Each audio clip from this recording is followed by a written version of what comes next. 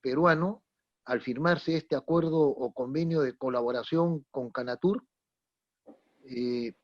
va a estar dirigido fundamentalmente a compartir públicamente temas laborales y tributarios del derecho peruano, sin perjuicio, por cierto, de colaborar con otros temas legales de interés para los asociados y usuarios de Canatur. De tal manera que, sin más preámbulo, nuevamente para agradecer a los presentes y a los representantes de Canatur, de esta asociación que hoy día inauguramos con esta presentación del primer webinar, y seguramente a partir de mañana podrán ustedes ya ver en la página web, en el portal de Canatur, las primeras infografías, 2 de ellas referidas a la fiscalización de Sunafil con notas de interés y otra a prestaciones de salud, que estoy seguro les será muy útil para todos los presentes. Gracias, y le dejo la palabra a Eduardo Sevilla. Muchas gracias, Jaime. Muy buenas tardes con todos. Gracias, Erika, por la antesala. Como bien lo dijo Jaime, ha sido muy importante y estamos muy contentos que la institución representativa del turismo en el Perú, la Cámara Nacional de Turismo Canatur, que agrupa hoy a 15 gremios de los distintos subsectores de nuestra actividad, haya podido suscribir un acuerdo con un prestigioso e importante estudio de abogados de renombre internacional como es Filippi, Prieto Carrizosa, Ferrero, Deu y Uría. Nosotros en Canatur y ustedes todos somos conscientes que en 4 días vamos a llegar al 16 de agosto y se van a cumplir 5 meses de haberse iniciado todo este proceso de cuarentena, de inmovilización, y que ha sido caracterizado por la dación de distintas medidas, normas, decretos que han tenido que ser modificados en los diversos artículos. Hemos visto cómo han salido una serie de normas, no todas ellas al tiempo debido, y hoy por hoy estamos viendo cómo distintos anuncios que se hacen requieren una adecuada y una eficaz difusión de la información legal de interés para todos los asociados de Canatur.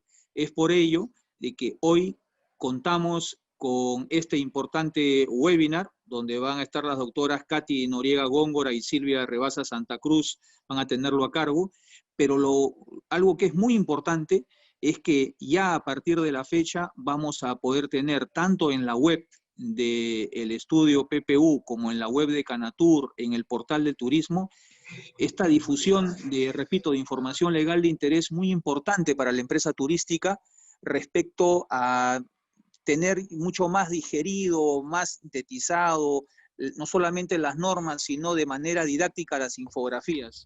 Qué duda cabe que vamos por buen camino, seguimos avanzando. La mentalidad positiva y nuestra firme convicción que saldremos adelante de esta que es la más grave crisis registrada en la historia turística de nuestro país. De hecho, que es un enorme reto, pero que no nos vamos a rendir y todos los que pertenecemos al sector turismo vamos a seguir adelante y en ese camino estamos siempre apoyados por información para la acción, información para la toma de decisiones, y qué mejor manera de tener al alcance todo este caudal de riquísima e importante información de índole legal. Sin más que decir, reitero el cordial saludo para todos los presentes y dejo en uso de la palabra para quienes tienen a su cargo este importante webinar. Muchas gracias. ¿Qué tal? Buenas tardes. Muchas gracias por los comentarios, por las personas que han expuesto previamente. Mi nombre es Silvia Rebasa, soy asociada del estudio PPU junto con Katy Noriega. El día de hoy vamos a hacerles una presentación con respecto a este tema que resulta fundamental y que sabemos que es de interés para todos ustedes.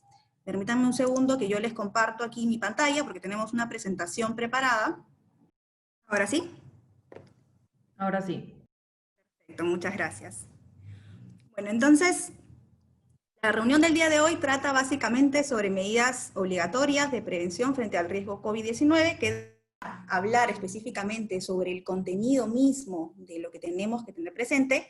Queríamos hacer una recapitulación corta, en realidad, sobre los principales aspectos que hemos venido pasando en estos últimos meses. Eduardo nos comentaba que estamos próximos a cumplir efectivamente 5 meses desde que se declara el estado de emergencia, y esto es algo que nos tomó de sorpresa a muchos, en realidad, y a muchas empresas también, no ha estado considerado en la provisión que se tenía, pero además también esto es algo que viene cambiando mes a mes y hasta en algunos casos semana a semana. Así que se trata de un punto importante que primero deberíamos ver antes de ingresar propiamente a lo que es el contenido, ¿no? Entonces, ¿qué pasa? Nos llega este virus a inicios, o en realidad a fines del año pasado, en nuestro país, a inicios casi de este año, es que lo tenemos más presente y se comienzan a tomar medidas fuertes desde marzo de este año. Entramos, como todos sabemos, al estado de emergencia, ¿no? Se dispone la inmovilización social y por tanto solamente algunas empresas pueden prestar servicios de forma cuasi regular, ¿no? Porque no es que tampoco hayan continuado prestando servicios usuales. Estas empresas son básicamente las que tienen o las que prestan bienes o servicios esenciales, y todas las demás empresas comenzamos a prestar servicios de forma remota. No podemos hacer lo que usualmente hacíamos, ¿no? Entonces, esto es una fase cero, por decirlo así, o inicial que tenemos con el estado de emergencia, y poco a poco es que volvemos a reanudar actividades, ¿no? Comienzan a abrirse determinadas fases de reanudación en las cuales se liberan sectores de la economía y se liberan incluso dentro de un mismo sector diversas actividades también. Entonces, un primer punto a recordar acá es cómo es que hemos vuelto a este camino para buscar que todos retomemos la normalidad de a pocos, y también las fases en las cuales hemos ido avanzando. ¿Por qué es importante la reanudación de actividades en este punto? Porque para la reanudación de actividades es que vamos a considerar los lineamientos en materia de prevención que van a dar el Ministerio de Salud y también cada sector. Entonces hay que considerar dentro de estas fases algunos puntos importantes dados por las normativas en la materia. Son las principales actividades por fases. Tenemos la fase 1. Esta fase abrió básicamente lo que es minería e industria, construcción, servicios y turismo y comercio. Tenemos luego una segunda fase en la cual se abren los aspectos relacionados con la agricultura, la minería, centros comerciales, manejo de residuos sólidos, manufactura, comercio y servicios, y una fase 3 en la que se amplían las anteriores y existen otros servicios que también se van abriendo. Hay una fase 4 que todavía no la tenemos próxima, aparentemente, pero por el momento son las 3 fases que tenemos habilitadas.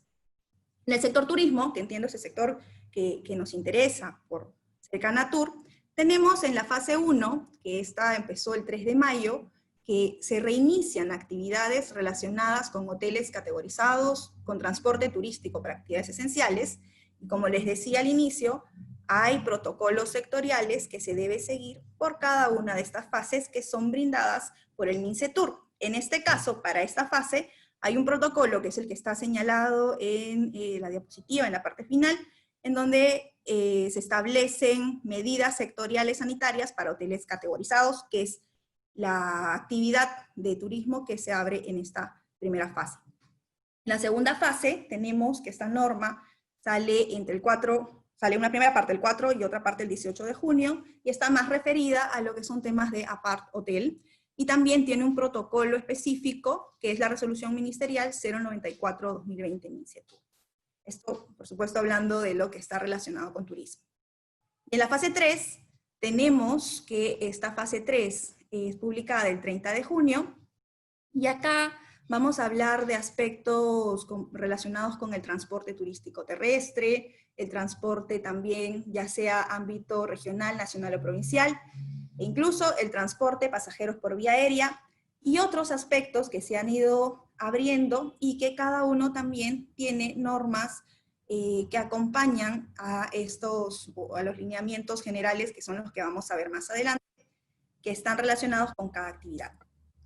Entonces, estas tres fases que hemos comentado y que también les he dicho que tiene cada uno su propia norma relacionada al sector, tienen algo en común, y es que no podríamos iniciar estas fases, ni podríamos volver a prestar servicios de forma regular, si es que no siguiéramos los lineamientos de seguridad y salud que han sido publicados desde meses atrás, y que vienen siendo plasmados en un documento que es base para todo, que es el plan de vigilancia que todos deberíamos tener.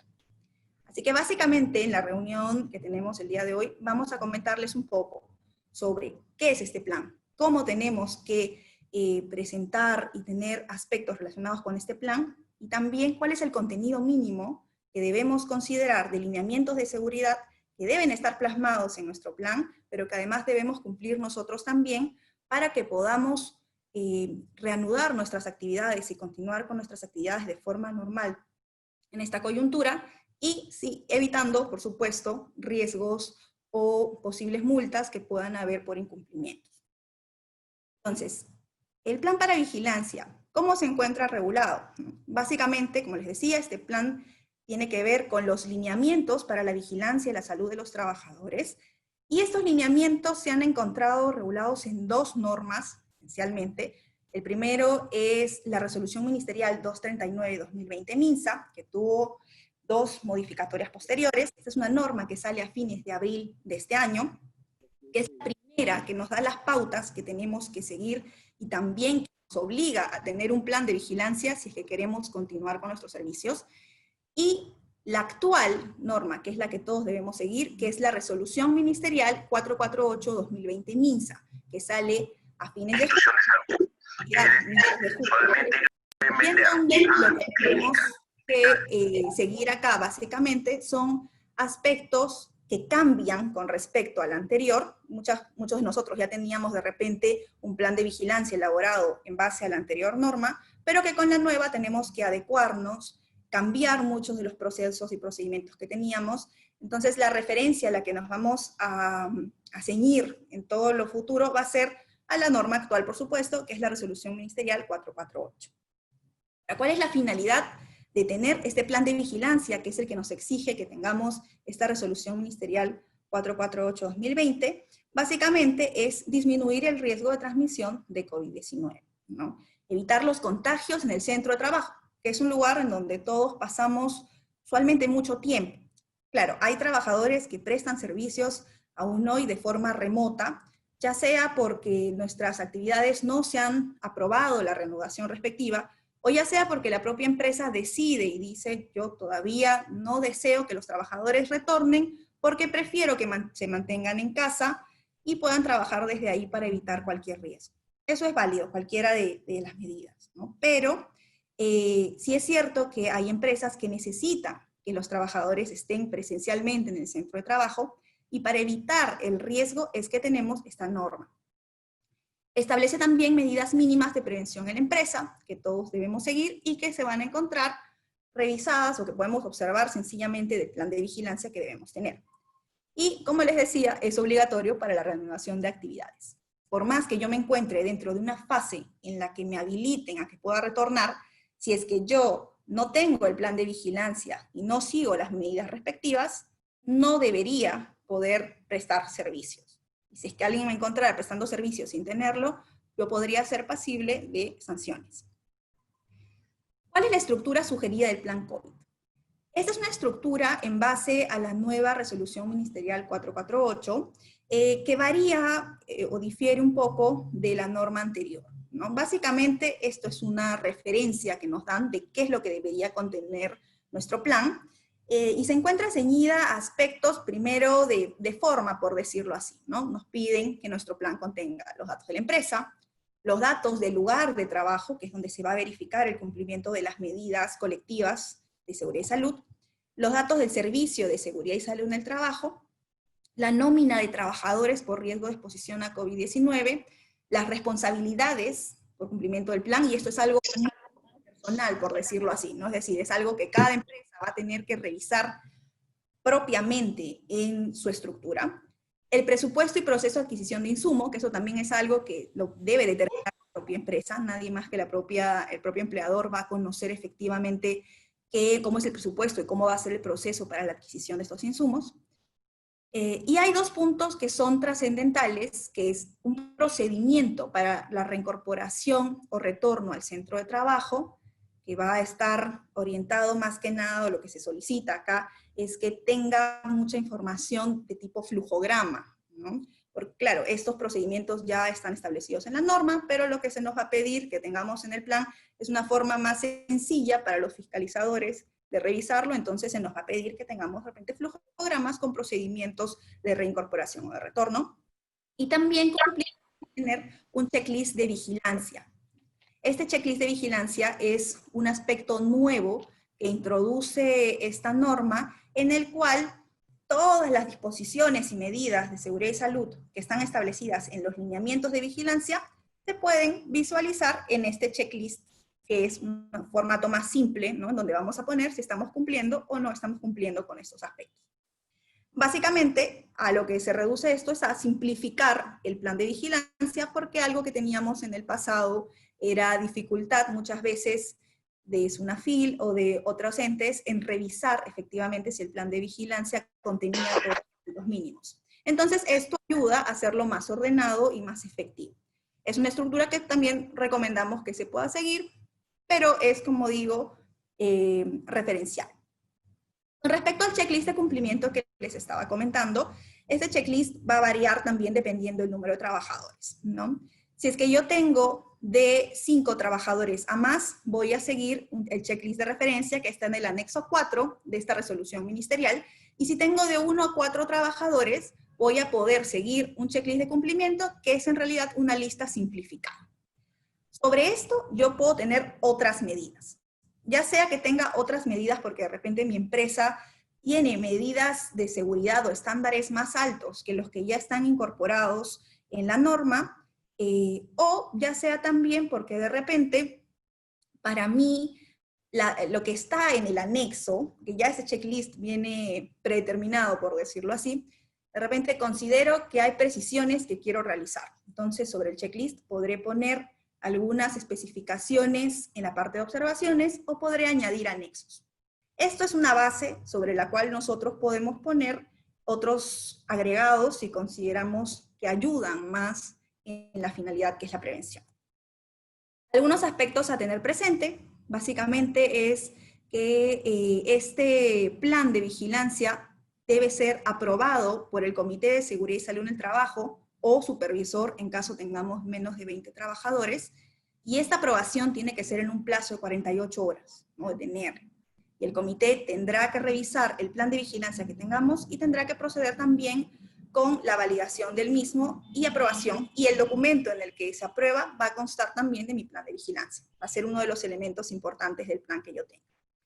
Y además hay que tener presente que este plan se va a actualizar cada vez que yo tenga alguna modificación en mis procedimientos, o por A o B, digamos, que yo solamente había hecho un plan que contempla determinadas actividades ya aprobadas para reanudación, pero no he considerado otras que todavía no me habían aprobado para que pueda volver, y luego eso se apertura, entonces en ese caso podré añadir las nuevas actividades y también modificar el plan. A diferencia de normas anteriores o momentos anteriores en los cuales hemos tenido la exigencia de contar con el plan, antes se nos exigía que el plan se actualice mes a mes. Hoy en día eso ya no es obligatorio, ¿no? Bastará con que yo modifique el plan siempre que tenga una real necesidad de ello. Es importante a tener en consideración. Con respecto al registro de mi plan de vigilancia, acá también hay un tema que ha variado con respecto al pasado. Imagino que muchos de ustedes han aprobado algún plan en algún momento, ya sea porque han estado en la fase 1 o en la fase 2, y en ese momento han tenido un proceso de aprobación un poco más engorroso, ¿no? Al inicio, como recordarán, había una aprobación previa del sector y una aprobación del Ministerio de Salud que constaba en que el Ministerio de Salud tenía que revisar efectivamente nuestro plan. Y luego se creó este sistema de SICOVID en donde yo subo el plan directamente, y se señaló ya para la fase 2 que la aprobación iba a ser automática subiéndolo a este sistema.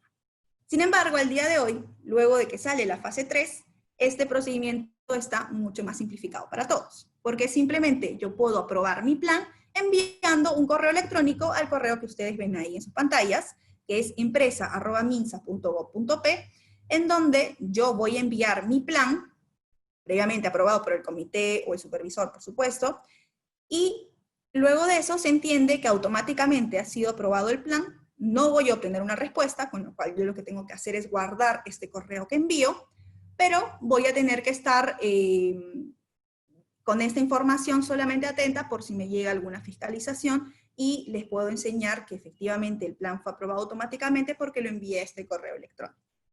Ahora ya tampoco existe la aprobación previa de los sectores, así que este proceso al día de hoy está simplificado. Y eso es algo que debemos considerar y que por tanto lo coloco acá también porque nos simplifica un poco la vida, al menos en ese aspecto.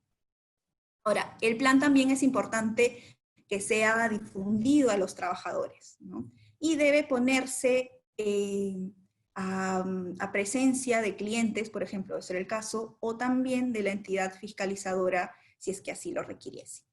Respecto a la entidad fiscalizadora, ¿no? Que sería en este caso, ya sea una FIL, por ejemplo, o incluso también podrían haber fiscalizaciones del sector, porque como les comentaba, esto es una base, ¿no? El plan de vigilancia en base a la RM 448 es una base que tenemos que cumplir a través de que se visualiza en este plan de vigilancia, pero pueden haber normas del sector que también se emitan y que por tanto el sector en el que yo esté, en el caso de ustedes sería el sector turismo, me va también a solicitar, me podrá solicitar verificar que se esté cumpliendo debidamente con las normas que han sido emitidas. Entonces, este plan de vigilancia y en general las medidas que yo tenga podrán ser fiscalizadas y yo para eso tendré que poner mi plan sujeto a fiscalización posterior y en el caso específico de SUNAFIL, que es una entidad que está muy activa con estos aspectos, ellos han emitido actualmente un protocolo de fiscalización para el tema específico del plan de vigilancia y las medidas y lineamientos de prevención. Y en el caso de SUNAFIL, por supuesto, sabemos que al día de hoy están enviando incluso cartas inductivas a empresas que hayan reanudado en fase 1 y 2 para que llenen un checklist de cumplimiento y verifiquen si es que está acorde con lo que establecen las normas. En caso se visualice que no se está cumpliendo o que falta información, podrá ser sujeto de una orden de inspección que se abra y proseguir con una inspección en el procedimiento sancionador correspondiente. Pero esto es un aspecto también a tener en consideración, por lo que es importante que tengamos nuestro plan actualizado y que sigamos todas las medidas específicas. Principales medidas de contenido del plan mismo, los dejo con Katy Noriega para que ella les comente un poco más sobre esta información. Muchas gracias, Silvia. Y buenas tardes a todos. A ver, voy a compartir mi pantalla, denme un segundo, por favor. No sé si ahí la pueden ver ya, sin problema. Sí, está perfecto. Estupendo, entonces comienzo.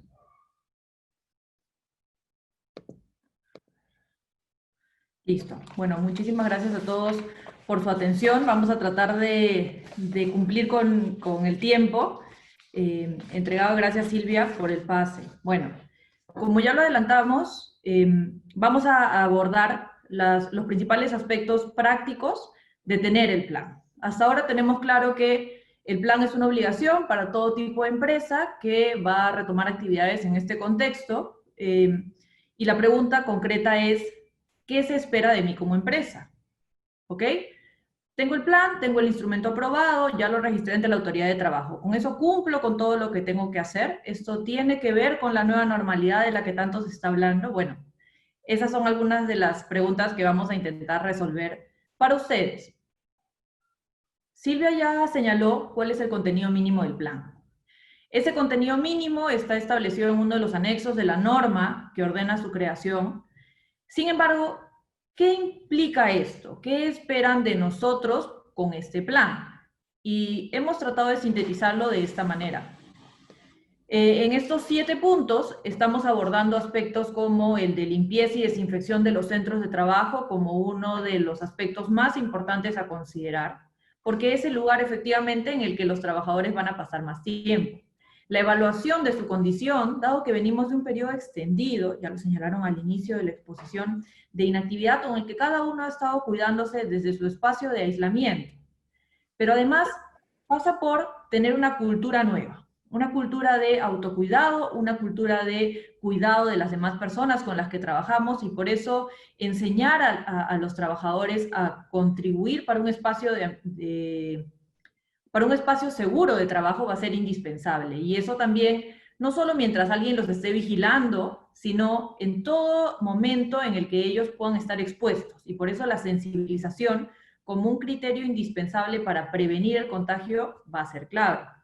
La aplicación de medidas preventivas y de protección, y en general, el cumplimiento del deber de vigilancia de los empleadores es quizá sobre lo que vamos a insistir en los siguientes 10 puntos.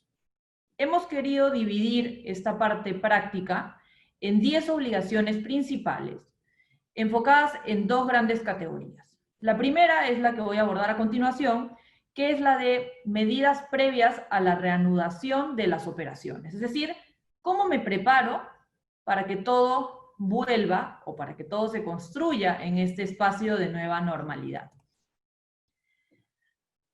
Ya tenemos el plan. Ya lo hemos revisado, ya lo hemos interiorizado, ya lo hemos difundido. ¿Esto qué implica? Primero, hacer un estudio profundo de nuestra forma de trabajar, tanto de la que veníamos teniendo como de la que necesitamos ejecutar para precisamente prevenir el riesgo de contagio. Entonces, como se imaginarán, un punto determinante es el de clasificar los puestos de trabajo. La norma, y cuando digo la norma, por favor, entiéndanme como la 448-2020 MINSA, que es sobre la que hemos trabajado esta presentación, nos expone nuevos conceptos. Hablamos de 4 niveles de riesgos de exposición. Tenemos desde el riesgo bajo, que se refiere a las personas que no tienen contacto con ocasión de la prestación de sus servicios con personas diagnosticadas o con sospecha de tener COVID-19, o con el público en general en distancias menores a 1 metro, o incluso si lo tiene, existe la posibilidad de colocar barreras físicas de distanciamiento. El riesgo medio, en el que tienen contacto frecuente a menos de 1 metro de distancia con el público, y no es posible implementar barreras físicas. Ojo, no estoy diciendo con personas con diagnóstico confirmado o con sospecha, sino simplemente con el público en general. Riesgo alto es cuando existe exposición a casos sospechosos o confirmados, y el riesgo muy alto es cuando tenemos certeza de este contacto directo con casos sospechosos o confirmados. Entonces, ¿cuál es la primera obligación de la empresa? Que pasó por acá. Clasificar sus propios puestos de trabajo. Nadie mejor que ustedes para saber y definir cuáles son las funciones propias de cada una de las posiciones que existen en la empresa. Lo que tendrán que hacer en este punto es una suerte de plantilla. Tengo 10, 15, 20 distintos puestos de trabajo. Los voy a contrastar en la ejecución de su servicio regular con estas definiciones. Y sobre eso es que voy a clasificar los puestos. Es importante enfatizar que se trata de una clasificación de puestos de trabajo y no de personas. Por darles un ejemplo muy básico, yo tengo 10 operarios. Los 10 operarios deberían fundamentalmente hacer lo mismo en mi empresa. Pero resulta que Juancito tiene un problema de alergias. Entonces, cuando cambia el clima, generalmente se enfrenta a esa dificultad. Entonces, Juancito, yo no estoy segura si está en riesgo medio o alto. No. El análisis es sobre cómo esos 10 operarios realizan la misma actividad. Luego atenderemos a las particularidades personales, pero para efectos de la clasificación, que es la primera obligación de la que estamos hablando, solo atendemos al puesto y a lo que normalmente ejecuta.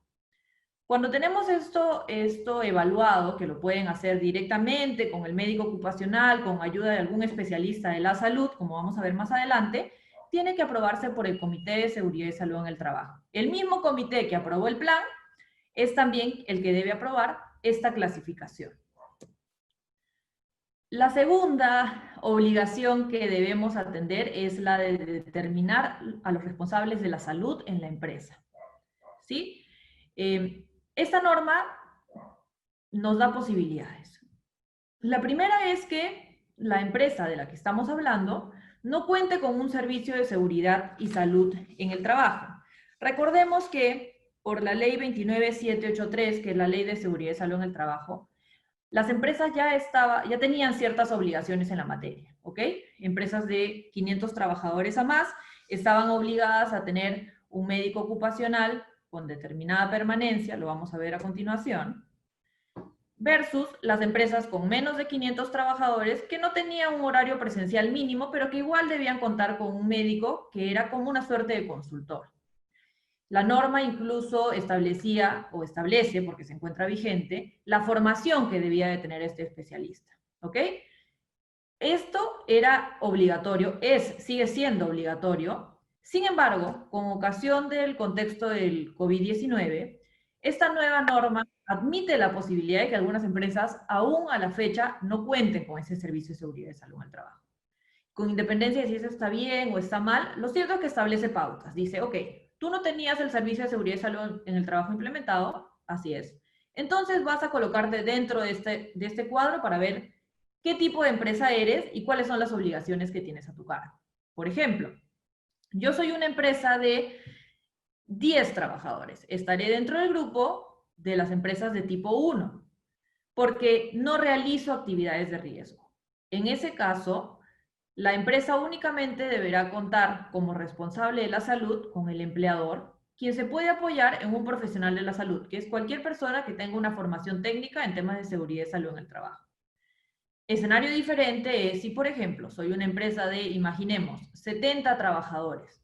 Según el cuadro, me voy a ubicar dentro de las empresas de tipo 4, porque estaré entre 51 a 100 trabajadores. En ese caso, se va a verificar que además del empleador, que es el responsable de la salud, cuente con una licenciada o un licenciado en enfermería. Si hablamos de una empresa de un espacio, de un número de trabajadores superior, imaginemos de 300 trabajadores, estaremos dentro de la categoría sí, de empresas de tipo 5, en cuyo caso, además del licenciado en enfermería, tendré que contar con un médico ocupacional.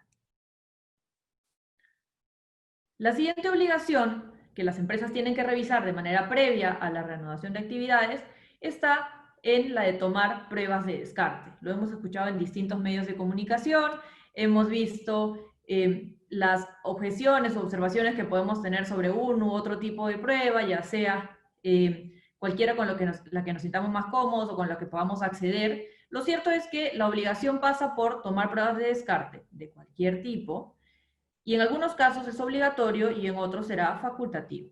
Se tratará de una obligación para las empresas que tengan a trabajadores con puestos de riesgo alto o muy alto, según la clasificación que vimos en diapositivas anteriores.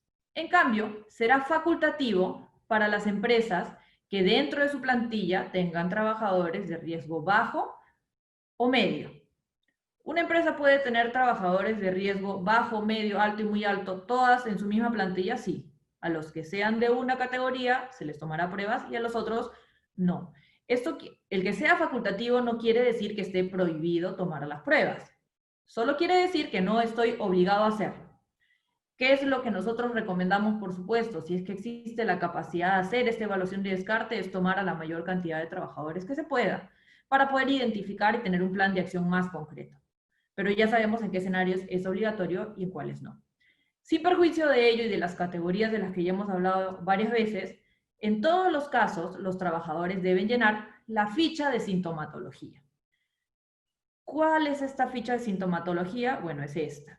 La norma establece un formato básico que se debe trasladar a los trabajadores para que ellos llenen esta información.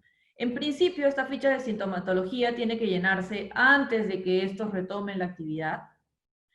Y aun cuando la norma no establece una frecuencia para que esta información se actualice de forma progresiva, nosotros sugerimos encarecidamente que se la trasladen a los trabajadores con cierta frecuencia, puede ser diaria, interdiaria, semanal, para que de nuevo ustedes como empleadores tengan mayor control sobre su personal. Recuerden que el tema del contagio no es algo a lo que podemos simplemente hacer caso omiso o taparnos los ojos, sino que más bien es algo que necesitamos saber, y mientras antes sepamos, podemos tomar mejores decisiones. La siguiente obligación es la de adquirir equipos de protección personal. De nuevo, en función del riesgo de exposición, que como verán es trascendental a la hora de tomar medidas, sea que se traten de trabajadores de riesgo bajo, medio, alto, muy alto, dependerá el tipo de indumentaria que yo le voy a otorgar a los trabajadores. Estos equipos, bueno, no vale la pena que yo los repita porque están en el cuadro y seguramente compartiremos con ustedes esta presentación. Estos equipos corren por cuenta del empleador. Es decir, yo no puedo decirle a un trabajador que si no viene con su mascarilla quirúrgica, entonces no lo dejo entrar.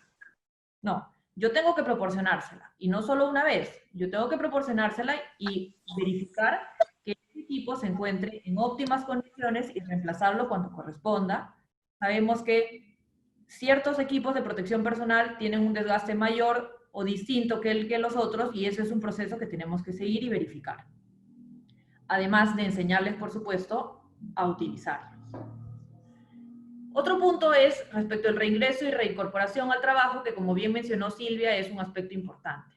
¿Cuál es la diferencia entre regresar al trabajo y reincorporarme al trabajo? Si todos hemos estado en casa, o la mayoría de nosotros hemos estado en casa. Bueno, el regreso al trabajo se refiere a los trabajadores que no presentan sintomatología en función de la ficha que les mostré antes, que no han sido un caso sospechoso, ni tampoco han tenido estas personas regresan automáticamente a la actividad. Si la empresa decide que va a operar desde el día de mañana, bueno, ve que cumplen con estas 3 categorías y pueden regresar sin ningún inconveniente. En cambio, en los supuestos de reincorporación, estos trabajadores deben contar con una alta epidemiológica. Son aquellas personas que sí hubiesen dado positivo o hubiesen sido un caso sospechoso. Por lo tanto, necesitan un OK para volver en buena cuenta, previo a la reincorporación. Además, deben pasar por una evaluación médica, aun cuando no se les aplique las pruebas de COVID-19. ¿Cuándo se emite el alta? Bueno, los pacientes asintomáticos, 7 días después de la prueba. Los asintomáticos con diagnóstico positivo mediante prueba molecular, 14 días después de realizada la prueba. El diagnóstico positivo y sintomatología, digamos que se diagnostica a alguien con COVID y además cumple con la sintomatología, por lo menos tiene que tener 14 días de descanso y debe ser asintomático los últimos 3 días antes de volver a la actividad. Diagnóstico positivo y caso moderado o grave, es decir, alguien que hubiese estado hospitalizado, dependerá del médico tratante, y en general los casos sospechosos o los casos que hubiesen tenido contacto cercano con alguna persona contagiada con COVID, igual, 14 días desde esa oportunidad. El alta epidemiológica se puede emitir por el Ministerio de Salud, por las IAFAS, por la EPS en caso tengan un seguro privado, por el médico tratante en general e incluso por el médico ocupacional de la propia empresa, salvo que se traten de casos moderados o graves que hubiesen requerido hospitalización, en cuyo caso solo lo puede hacer el médico tratante. Luego, dijimos que la sensibilización era clave, entonces un punto en el que la empresa tiene que reforzar e insistir es en la capacitación. ¿Qué implica esto? Hacerle entender al trabajador que las cosas han cambiado y que hay nuevas pautas que deben tenerse en cuenta para prevenir el contagio. El primer grupo o la primera sección de capacitaciones que la empresa debería abordar es la de prevenir el COVID en el trabajo. Formas de trabajar, espacios de trabajo, qué hacer en reuniones que antes eran lo habitual, el día a día, cómo tratar con clientes. Todo eso debería funcionar en este primer momento. Luego, para quienes están o van a continuar en trabajo remoto, si es que hubiesen algunas particularidades que tener en cuenta, desde formas de trabajar, temas de ergonomía, cómo mantener una higiene adecuada, cómo trasladar esta educación hacia su familia, porque la idea no es solo que el trabajador no se contagie, no es nuestro único objetivo, sino es que, en general que la gente no se contagie. Y por supuesto la familia de nuestros trabajadores importa. Luego, capacitación para trabajadores con labores de riesgo. Imagínense, quizá no sea el caso de turismo, espero no estar pecando de exceso ahí, pero imaginemos a alguien que ha venido manejando durante toda su carrera equipos de riesgo y que ha parado por estos 4 o 5 meses y ha dejado de tener esa actividad.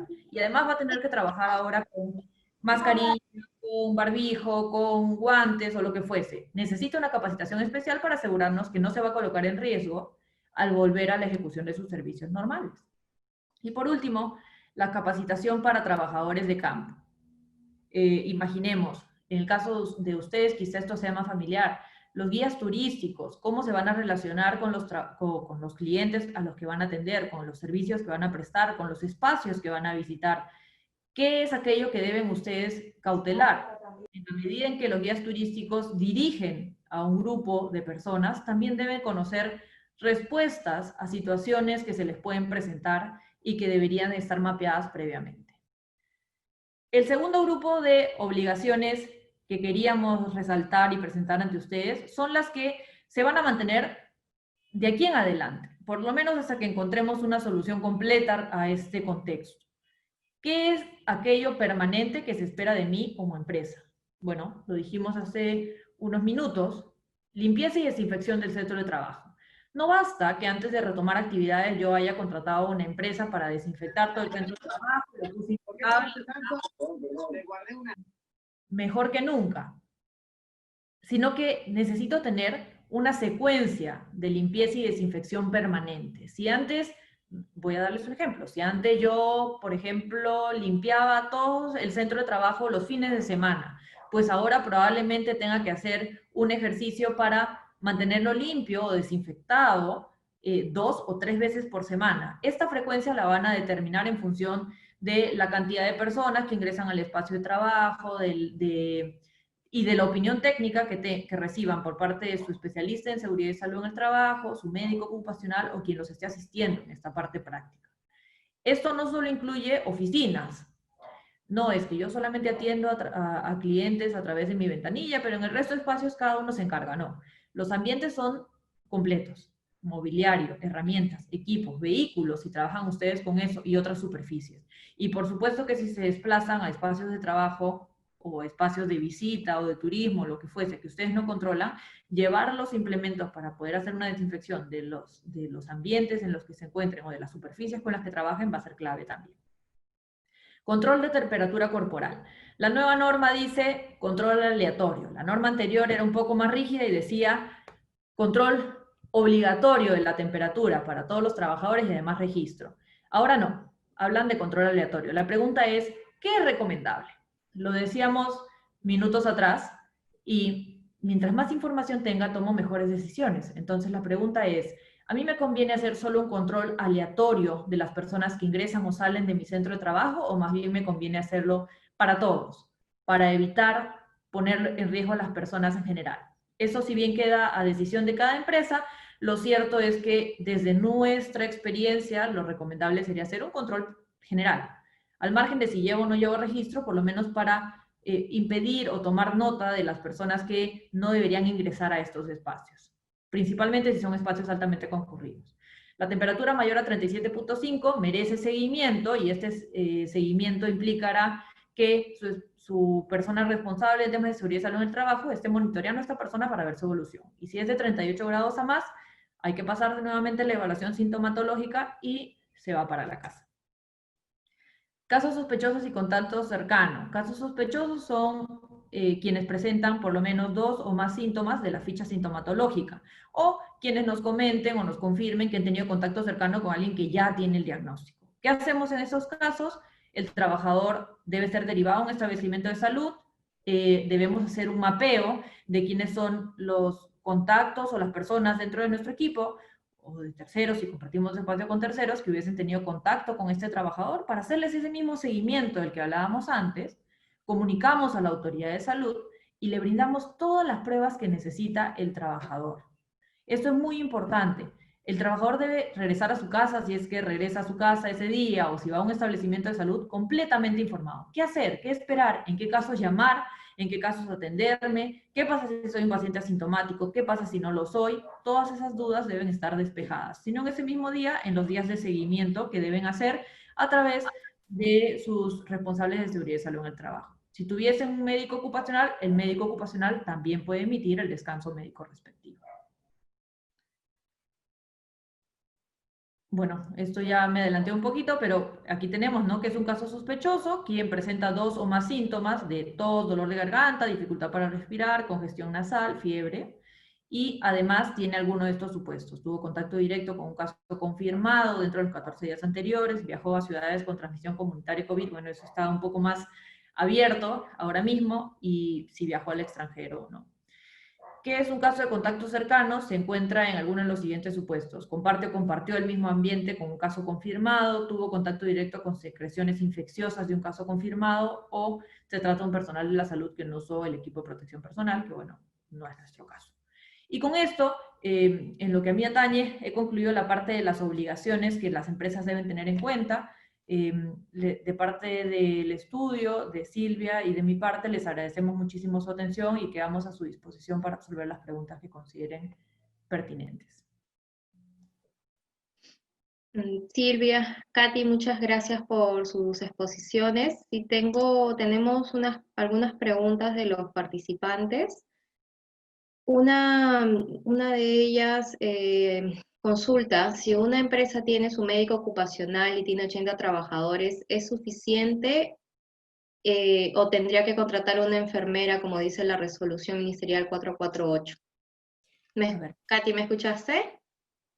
Perdóname, te escuché un poco entrecortado. ¿Cuántos trabajadores me dicen que tiene? Sí, tiene 80 trabajadores. Si con el médico ocupacional es suficiente o tendría que contratar una enfermera, ¿no? Si es una empresa que cuenta con la contratación del médico ocupacional al amparo de la Ley de Seguridad y Salud en el Trabajo, no es necesario. Si en cambio va a implementar esto al amparo de la 448, sí tendría que cumplir con la contratación de la enfermera, aunque no tiene mucho sentido. Entiendo perfectamente bien la pregunta. Si ya tengo un médico ocupacional que es un nivel de protección superior, lo que tendríamos que verificar es si eso implica que cuenta con el Servicio de Seguridad y Salud en el Trabajo, acorde a la Ley de Seguridad y Salud en el Trabajo. ¿Y esto cómo se determina? Si es que este médico tiene la formación mínima que ordena la norma. Voy a citar solo un ejemplo rápidamente: médico cirujano con segunda especialidad en medicina ocupacional y medio ambiente o medicina del trabajo, debidamente titulado, colegiado y habilitado por el Colegio Médico del Perú. El otro supuesto es médico cirujano con maestría en salud ocupacional o maestría en salud ocupacional y ambiental o maestría en medicina ocupacional y medio ambiente, debidamente titulado, colegiado y habilitado por el Colegio Médico del Perú. Si este especialista cuenta con estas condiciones, con estas características, quiere decir que la empresa cumple con tener su servicio de seguridad y salud en el trabajo y por lo tanto se rige por esas obligaciones y ya no tendría que tener la enfermera conforme a la 448. Genial. Otra consulta, dice, en caso de mantener el trabajo remoto con todos los trabajadores, ¿deben de presentar el plan o es solamente para los que retornen presencialmente? A ver, en este caso, en principio, el plan de vigilancia lo que busca es las medidas de reanudación, ¿no? Es decir, si es que yo en principio a mis trabajadores, todos en remoto, ¿no? Absolutamente todos, o todo mi personal, pues podré aplicar mi plan una vez que yo ya vaya a reanudar mi actividad presencial usual, porque casi todas las medidas están pensadas en la reactivación física de actividades, ¿no? Porque ahí es donde yo tengo la prevención. Yo tengo que medir que haya distanciamiento entre mis trabajadores, yo tengo que ver si es que por ahí hay temas de posibles contagios entre mi personal, porque hay una responsabilidad en mi centro de trabajo. Esto va de la mano con temas de seguridad y salud también, ¿no?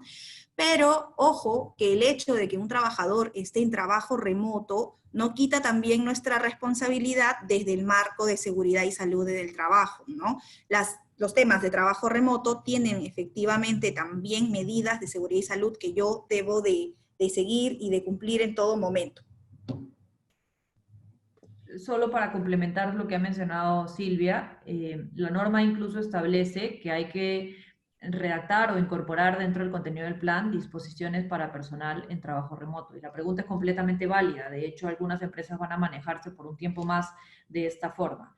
Si bien el objetivo efectivamente es dictar disposiciones que tendientes a regular el trabajo presencial, y ese es el objetivo primero, por decirlo de alguna manera, o en lo que podemos aportar más como empresa, lo cierto es que hay que evaluar. El trabajo remoto se va a mantener de forma permanente o semipermanente. Voy a tener algunas posibilidades de que las personas que ahora están en trabajo remoto igual acudan a la oficina o no, para dictar algunas disposiciones con independencia si se activan todos los días o algunos días solamente. Igual, tengan en cuenta que si ahora tienen al 100% de su personal en trabajo remoto, pueden establecer un plan que apunte a eso. Pero el plan es un documento perfectible y moldeable. Por lo tanto, si en 15 días, 30 días, en 2 meses deciden que ya va a ser semipresencial o presencial, bastará con hacer una actualización del plan, aprobarlo nuevamente por el comité, enviarlo por el correo electrónico que mencionó Silvia, difundirlo, y con eso el documento será un instrumento que sirva para la nueva realidad que tengan en ese momento. Gracias. Hay otra consulta sobre el conteo de los trabajadores. ¿Se contabiliza a los trabajadores presenciales, también a los remotos? ¿Se cuenta por empresa, por locales? Sí, si es que yo ya retorné, ¿no? O sea, ya tengo a mi personal, de repente tengo, hay distintas modalidades, ¿no? Hay empresas que lo que están haciendo es que distintas áreas ya volvieron, otras áreas están todavía en remoto, o incluso todo el personal, gente que va de forma parcial, ¿no? Presencial con remoto y se combina también. Pero si yo ya tengo personas, ya tengo mi plan, la contabilización tiene que ser de toda la planilla, ¿no? No solamente por local, sino yo voy a contar todo por planilla. Les contaba al inicio que una parte de la estructura sugerida del plan de vigilancia habla de la nómina, ¿no? Y en esta parte de la nómina se habla, o hay, si ustedes ven el anexo específico, van a ver que hay algunas celdas de recomendación de información que se debe incluir en esa nómina del personal, y se incluyen algunas celdas sobre la modalidad de trabajo en la que se encuentran. Entonces, contabilizaré a mi planilla y contabilizaré también, por supuesto, las personas y el distinto o cómo se encuentran en ese momento. Hay que recordar también que esto podría eventualmente variar porque puedo tener a alguien de repente haciendo trabajo remoto porque puede estar de repente en grupo de riesgo, ¿no? En alguna situación, y luego va a ingresar a prestar servicios de forma presencial. Pero esto sí lo voy a tener que considerar en la parte de nómina también. Ok, gracias. Tenemos otra consulta, dice, al trabajador que sale con prueba positiva, ¿puedo enviarlo de vacaciones? Y si el trabajador se encuentra en proceso de descanso por COVID y se vence su contrato, ¿puedo concluirlo o debo renovarlo? De acuerdo. Sobre la primera pregunta, si alguien sale con prueba positiva, va a tener un periodo necesario de descanso médico. Este descanso médico debe recibir el tratamiento de cualquier otro descanso médico que se hubiese emitido en otro escenario. Por ejemplo, si yo me rompo la pierna, si yo tengo un problema respiratorio severo o lo que fuese. En la medida en que hay un descanso médico que me ampara, no podría reemplazarlo por un periodo vacacional. El descanso médico cumple su duración conforme lo ordene el médico y en la medida en que sea sustentable. Nosotros hemos hablado a lo largo de la presentación, y quizás eso implique ahondar un poquito más, no quiero ser muy extensa en este punto, porque es un punto que merece un gran desarrollo. Pero en principio, tengamos en mente un promedio de 14 días, que es el periodo de incubación y desarrollo de la enfermedad. Este periodo es el que normalmente se otorga como descanso médico. En algunos casos será un descanso médico cubierto por Esalud íntegramente para trabajadores que ganen menos de 2.400 soles mensuales, o cubierto por el empleador, toda vez que para quienes ganen de 2.401 soles en adelante, porque el empleador, en principio, responde por los primeros 20 días de incapacidad para el trabajo. Entonces, a la pregunta concreta sobre las vacaciones, no es posible dárselas mientras tenga un descanso médico que sustente esta situación. ¿Ok? Sobre lo segundo, no sé si podrías repetirnos la pregunta, por favor. Sí, claro. Dice, si el trabajador se encuentra en proceso de descanso por COVID y se vence su contrato, ¿puedo concluirlo o debo renovarlo? De acuerdo. Y sobre este segundo punto, la respuesta no tiene que ver tanto con el descanso médico o que estemos en un contexto de COVID, sino más bien con que el contrato de trabajo a plazo fijo sea un contrato válido. ¿Y esto qué implica? Que se hayan utilizado las modalidades establecidas por ley y que exista una causa justa de contratación. Es decir, que alguien esté bien contratado de forma temporal. Recordemos que la contratación temporal es la excepción. Entonces, si por ejemplo, a mí me contrataron para construir un edificio y estamos 12 de agosto y hoy se terminó de construir el edificio y casualmente yo estoy con descanso médico, no hay ninguna justificación objetiva para renovar mi contrato o para mantenerme en un contrato con la empresa solo porque estoy con descanso médico, porque las partes suscribimos un contrato vinculado a la realización de una actividad concreta cuyo fin ha llegado. Entonces, es válido. Lo que no es válido, por supuesto, es tener a alguien contratado a plazo fijo indebidamente y no renovarle solo porque me podría representar algún tipo de costo o riesgo adicional mantener a una persona que tiene COVID. Cualquier despido que esté justificado en razones de esta naturaleza, por supuesto, podrá ser discutido y eventualmente invalidado. Ok, gracias. Y otra pregunta, una consulta, y dice si se ha presentado el plan antes de que cambiara a la plataforma de 24 pasos y eran pocas preguntas, y se ha enviado el plan de vigilancia, ¿ahora deben de realizar algún proceso de registro o siguen con la autorización ya obtenida? Sí, van a seguir con la autorización obtenida, ¿no? Eso ya es válido. Solamente que si es que ustedes registraron el plan, por ejemplo, antes de que cambie esta norma que les decía y que salió la nueva resolución ministerial 448, que tiene nuevas disposiciones, que probablemente ha variado sustancialmente muchas de las cosas que tenían en el plan anterior, ¿no?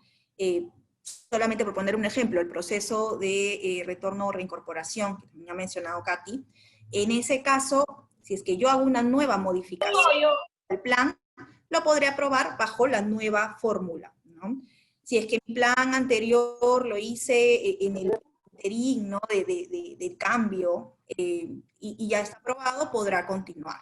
Es un tema más que nada de ver si es que ya estoy adaptada a la nueva norma y si no estoy adaptada todavía y me adapto, puedo hacer el cambio ya utilizando la nueva vía rápida o más fácil, por decirlo así.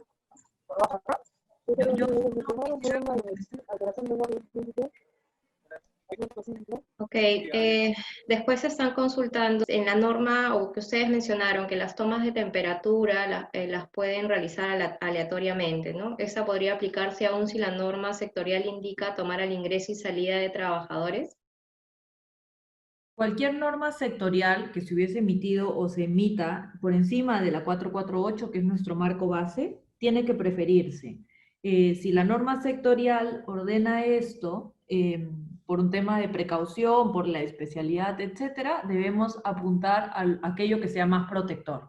Así que eso es lo que deberíamos elegir, más allá de la recomendación que además hemos dado de tomar la temperatura en todos los casos, ¿no? Tenemos otra consulta, dice, si aún no tenemos decidido realizar trabajo presencial, ¿debo presentar el plan o se espera que tengamos la decisión de regreso? Eso ya lo hemos comentado un poco previamente, pero recapitulando es que en principio esto está más pensado en retornar básicamente de forma presencial. Sin embargo, podríamos ya hacer, como también comentó Katy, el plan de vigilancia, porque hay medidas relativas con el tema del trabajo remoto, ¿no? Entonces yo podría ir haciéndolo, podría aprovechar también que la vía de aprobación ahora es mediante correo electrónico, y sobre todo teniendo en cuenta que a veces no sabemos lo que pueda suceder, ¿no? Es decir, pongo un ejemplo, yo al día de hoy tengo mi empresa y digo que todos van a prestar servicios de forma remota, pero surge alguna necesidad en la que al menos un grupo de trabajadores tenga que volver de forma urgente a prestar servicios presenciales, ya sea de forma permanente o esporádico, ¿no? Como ya va a haber presencia de trabajadores en la empresa, necesariamente tengo que tener las medidas. Entonces, si no lo tengo todavía planificado a ese momento, me voy a demorar un poco más. Si ya lo tengo desde ahora, por ejemplo, y aprobado, revisado, todo con tiempo, es mejor porque ya cuando decida volver, ya sea por un tema, como comentaba, una incidencia, que tengan que volver algunos trabajadores, o ya sea ya el plan de retorno, ya lo voy a tener aprobado y también ya voy a tener todas mis medidas, cotizado, lo que tenga que cotizar, etc. Entonces, si bien no es una obligación, por decirlo así, sí es altamente recomendable. Yo quisiera precisar algo muy pequeñito, tomando lo último que acaba de mencionar Silvia. En este contexto puede que no lo necesitemos inmediatamente, pero recuerden que el plan No es solo un documento físico que se aprueba y con eso cumplí con la obligación. Hay una serie de obligaciones vinculadas a la capacitación, a la sensibilización de los trabajadores, a esta concientización sobre nuevas formas de trabajar, en la que se puede ir avanzando y que este contexto remoto o un poco más lento del flujo de trabajo regular que teníamos antes nos puede permitir. Se puede ir ganando tiempo haciendo la aprobación del plan, la difusión del plan, porque las estructuras probablemente no vayan a variar significativamente. Ahora, entiendo que exista preocupación de las empresas de su sector, sobre todo, sobre la posibilidad de que se emitan protocolos particulares que modifiquen el plan. En ese caso, bastará simplemente con hacer una actualización y enviarlo por correo electrónico, pero ya tienen un gran trecho ganado al haber formado a sus trabajadores en su contenido general. Correcto. Están consultando para las certificaciones y autorizaciones de transporte turístico, ¿cuál sería el proceso?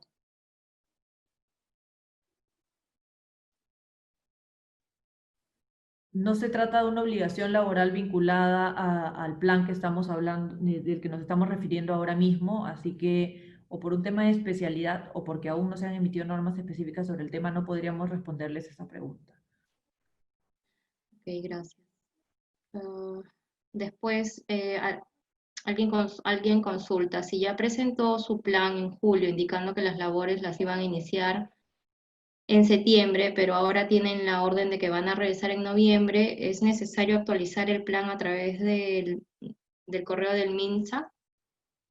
Sí es necesario actualizar el plan siempre y cuando, como comentaba, no esté acorde con los nuevos lineamientos, ¿no? Si ya ustedes han tenido un plan aprobado que ya está acorde con los nuevos lineamientos y ya estamos todo ok en ese sentido, entonces tranquilamente puede uno esperar más tiempo y volver, porque como también les decía Katy, a propósito de la pregunta anterior, ya nosotros estamos avanzando con tener el plan, con difundirlo, con tener todo este marco de aprobación del plan, independientemente de si estamos retornando o no. ¿Okay? Lo único en el que yo voy a tener sí que actualizar y hacer las modificaciones es si el plan que yo ya tenía aprobado, incluso por el comité, ¿no? Con todas las vías, o hasta difundido inclusive, es previo a las modificaciones, ¿no? Y si es que tengo que ajustar algo con mi plan en base a esta modificación, lo ajustaré y luego haré el procedimiento simplificado que hemos comentado para el registro, y lo podría hacer incluso hoy, si es que voy a volver en noviembre, ¿no? Porque ya estoy avanzando con ese paso de remitir mi plan, difundirlo, y también esperar si es que puede haber por ahí algún tema de que algunos trabajadores empiecen a acudir, y luego ya todos retornemos debidamente. Así que es un avance. Siguiente consulta, me indican aquí sobre lo comentado el día de hoy por el gobierno, la cuarentena, ¿no? Para algunas zonas. Esta empresa ha obtenido el permiso, pero ya al estar dentro de una zona ingresada a cuarentena, dice si es que podrá seguir laborando o suspende su trabajo.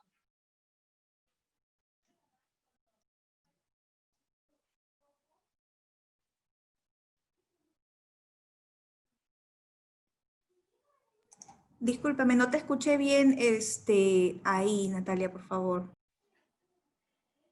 Sí, una empresa está consultando si está dentro de una zona que ha sido decretada el día de hoy como dentro de cuarentena. Esta empresa ya tiene su permiso para trabajar, pero a partir de hoy ingresan a las regiones de cuarentena, si es que va a poder seguir laborando o va a tener que suspender su trabajo. De acuerdo. Sobre eso tenemos que esperar a ver las precisiones que establezca la norma. Entiendo que la consulta va sobre las declaraciones que ha dado el presidente el día de hoy. Es probable, y esto con cargo a verificar el contenido de la norma de nuevo, que la cuarentena se refiera a circulación de actividades que no estén aprobadas o comprendidas en las fases de las que ya hablamos o a las que hicimos referencia. Pero por lo sensible del tema y por las decisiones que seguramente se tomarán con base a eso, nuestra recomendación sería esperar a leer la norma para estar seguros de su contenido.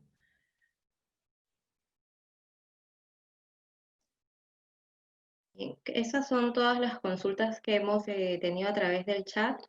Nuevamente Silvia, Katy, muchísimas gracias. No sé si Eduardo deseas añadir algunas palabras finales. Bueno, señores, muchísimas gracias por su tiempo. Sí.